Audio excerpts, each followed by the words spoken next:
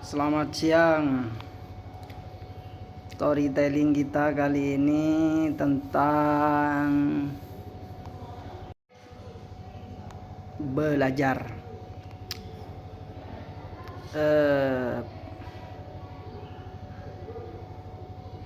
Tadi pagi sampai siang ini kita belajar online karena kampus di Universitas Negeri Malang dipakai untuk UTBK anak-anak yang mau masuk kuliah di negeri, jadinya semua dipindah ke ruang online. Dan dalam pembahasannya tadi tentang legal hukum atau tentang wacana kritis dalam hukum, dilanjutkan dengan wacana SWK dalam jurnalistik. Ini yang menarik adalah ketika saya membaca RPS dari dosen, ternyata saya hampir salah pemahaman tentang apa yang harus dibahas. Untungnya ada teman yang ngasih tahu bahwa pembahasannya itu Pak Ja'far bagian ini, saya yang bagian itu. Akhirnya kita sama-sama kerja dan saya bagian yang jurnalis. Sempat mengutip di awal saya pesannya Pramudia Ananta yang mengatakan bahwa sepintar apapun manusia, jika tidak menulis maka dia akan hilang dari masyarakat dan peradaban. Menulis adalah suatu keabadian. Kurang lebih seperti itu. Tapi ternyata konsep yang saya bawa ini atas dasar kedangkalan saya mencerna informasi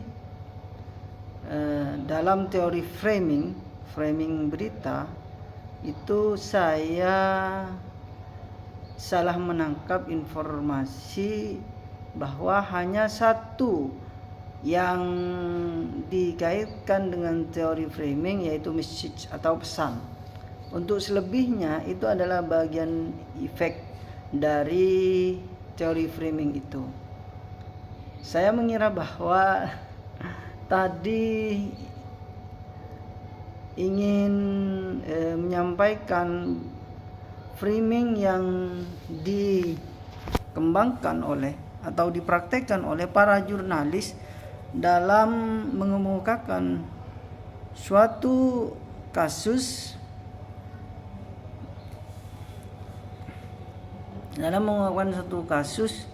ini tidak semerta-merta atas dasar suka atau tidak suka, tetapi objektivitas harus dijunjung tinggi oleh para jurnalis.